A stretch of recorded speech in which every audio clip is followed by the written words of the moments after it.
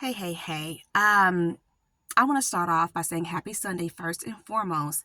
And I want to share a little bit about why, therapy just did not work for me and my children to the point where it became really an abusive experience, very negative, impactful experience for me and my children. And back then, I didn't know that religious trauma therapist even existed, right? That's only something I learned about through Indiana Western University in my studies there. And then, there's not anyone here in Indianapolis, Indiana that would have been able to help us anyway, because the therapists that I know don't practice here. They're great therapists, and I'm grateful that I've been able to share that information with other people, but they don't practice here. So let me go ahead and share a few things with you about that. But remember, too, not everybody needs therapy. Like, there's actually some well-adjusted people in this world, right? They just don't need therapy. And for some people, guess what? Prayer and Bible study really does work. For other people, they just think prayer and Bible study works, right? That's just the reality of it. Let me tell you who I am. Hey, I am Myra Cassidy, empowerment coach, religious trauma specialist, writer, actress, and you are watching Sisters Living with Religious Trauma Syndrome. What is this about? I'm trying to raise awareness to an emerging field, that of religious trauma, because I unfortunately have religious trauma syndrome, and it's a horrific thing to have. So I am talking from a perspective of informational purposes. Hey, I'm a coach, not a therapist, okay? So also keep in mind, this is very confusing for a lot of people, so I've started to include it in my videos. Yes, I am an active witness, okay? What that looks like for me, living the life of religious trauma, is I'm assigned to a Kingdom Hall, and I communicate with the Kingdom Hall, when I need to, and other than that, I worship at home. So hopefully that answers some people's questions right off the bat. Getting back to what I wanted to share about therapy and why I'm talking about this today, I had a really great question that I was asked, and I said, it's just so complicated. I really couldn't respond back, from the comment field. But I did get with this person, and I'm really, really grateful for this individual, watching my videos and asking this question. I really, really appreciate that. But I was asking one of my videos, I'm curious to know what made you stop therapy. I've been in and out of therapy, not feeling much progress with habits I've developed from religious trauma. Third generation JW, exited a couple of years ago. So for me, in that comment, in that little brief moment that I had, I just said simply because therapy became abusive. But I didn't know about religious trauma therapy at that time. But still keep in mind that it's still important to find the right kind of therapist. And sometimes that could take time. That may look like trying to interview, a couple of therapists for a few sessions first before, committing to one. And it may mean going to different, therapists first, and not instead of just trying to do one, just trying to see how it goes, right? Definitely all that makes a big difference. For me, it became a very, very abusive thing for my children and myself. If you heard me speak before, then, like literally back to back, our family therapist, in the African American community, they automatically say, go to a Black therapist. Primarily all of my therapists were Black women that I found, in later years, right? So definitely trying to find help for my children and myself. I'm seeing how, grief is affecting them. I'm seeing all kinds of behavior changes, trying to get help for my children and me, and literally being told by two Black therapists in a row, like, do it yourself.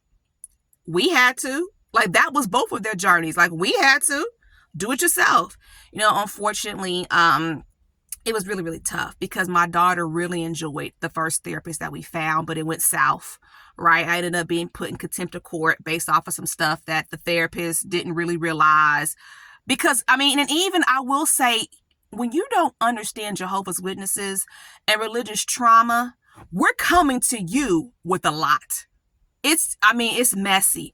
And I've had therapists like literally say to me, like off the bat, like, hey, do you even know how messed up this is? Because if you don't even see it yourself, I don't even know where to start with you, but long story short, with those two therapists, that was the first one, the first family therapist we tried.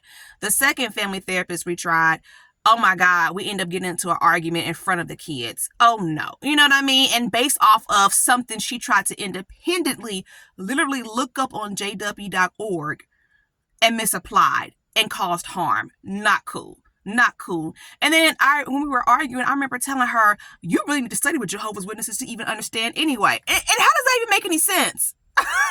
This therapist is going to take 6 months to a year to do that. That's just uneven reasonable, right? I will say in the spaces that I've learned as far as like educational wise, there have been a lot of therapists. I won't say a lot, but I've seen, right, therapists, go to bat for their witness clients and say, no, I love my witness clients. I haven't had bad experiences, and so forth. So definitely people out there have had great experiences. Unfortunately, that was not our journey.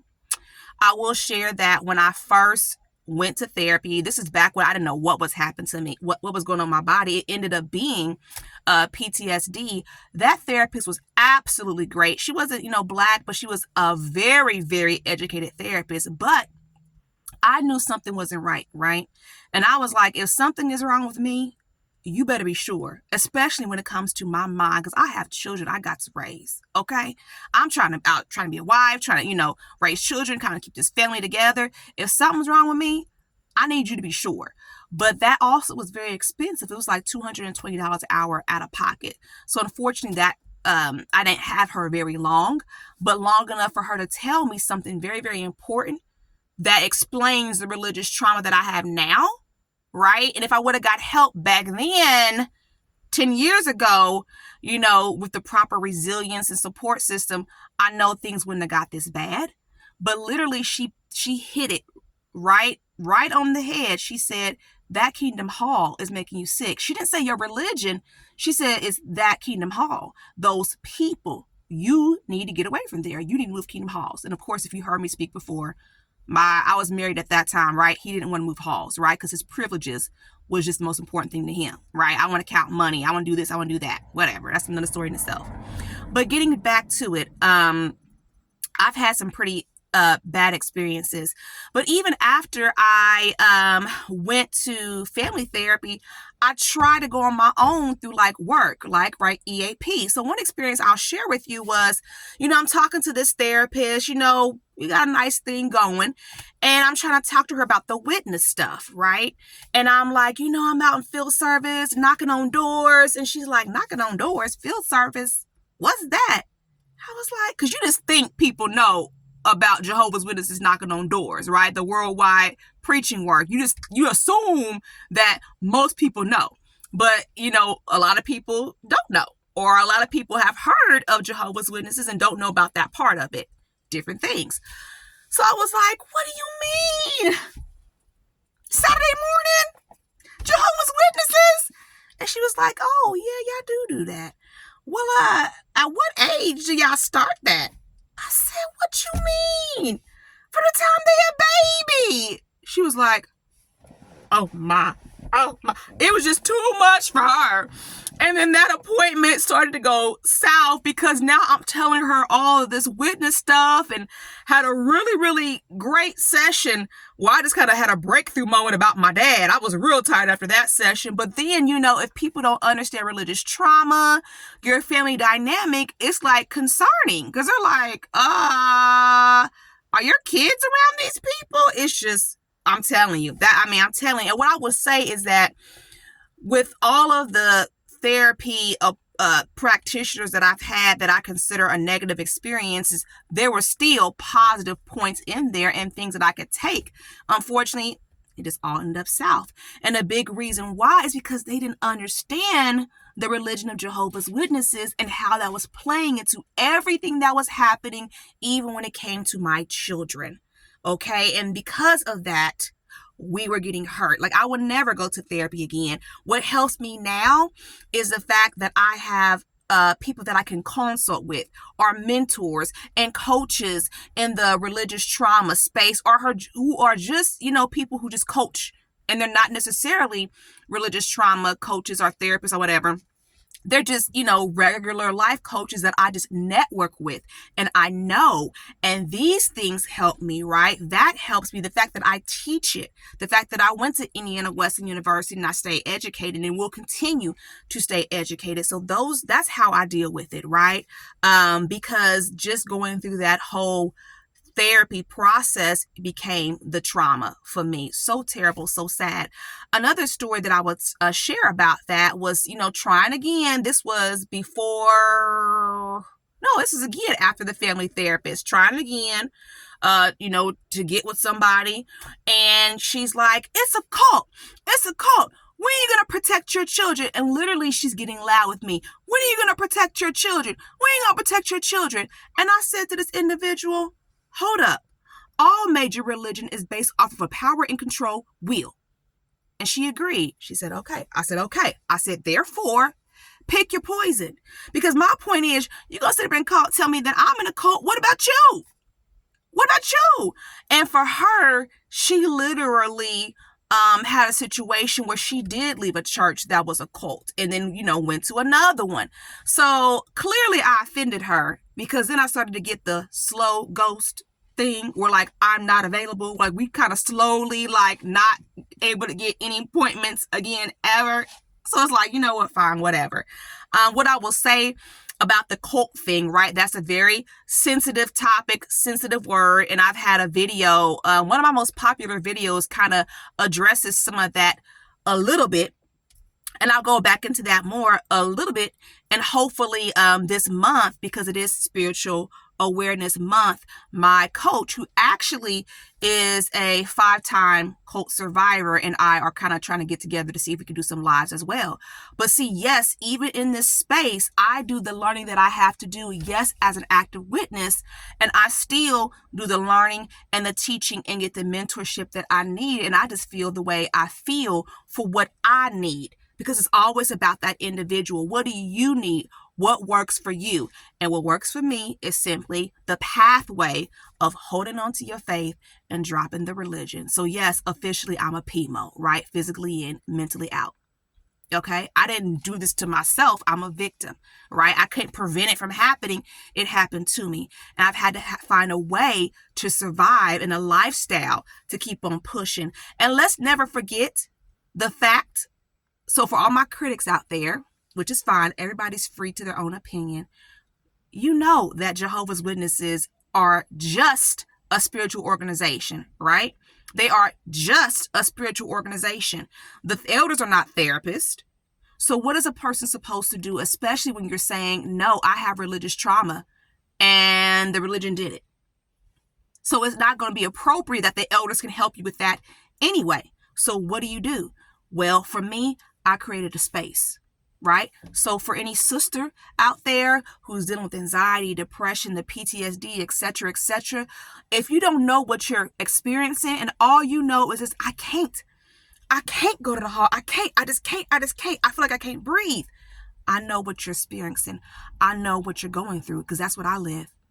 That's my experience.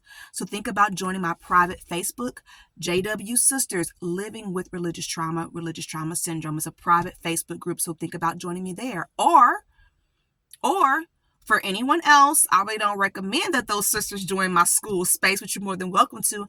I have a Skool community opening January the 7th. Okay. Mira's Religious Trauma Support Community. It's only $15 a month.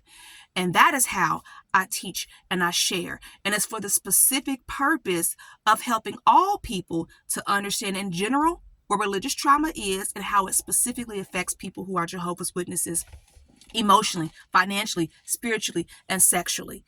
And that's the purpose of it. It's to be a safe place where people can deconstruct and reclaim, because that is what I've had to go through. And that is what I've had to fight for. And it has been a very, very tough journey. It's definitely work. But what I will share is the great thing about drama therapy, heading to my play. So first and foremost, really, I have to be grateful. I have a lot to be grateful for, even though the elders at my congregation do not fully understand what I'm going through, right? It's not realistic. They're really going to understand all of this, right? But at least, I have the support that I need from those few that I've let in, right, to my life. I've got that support for what's reasonable. And at least there's, hey, they don't understand this whole play stuff I'm doing, but hey, that's what you say you need, sister. Hey, go on with it. You're still our sister.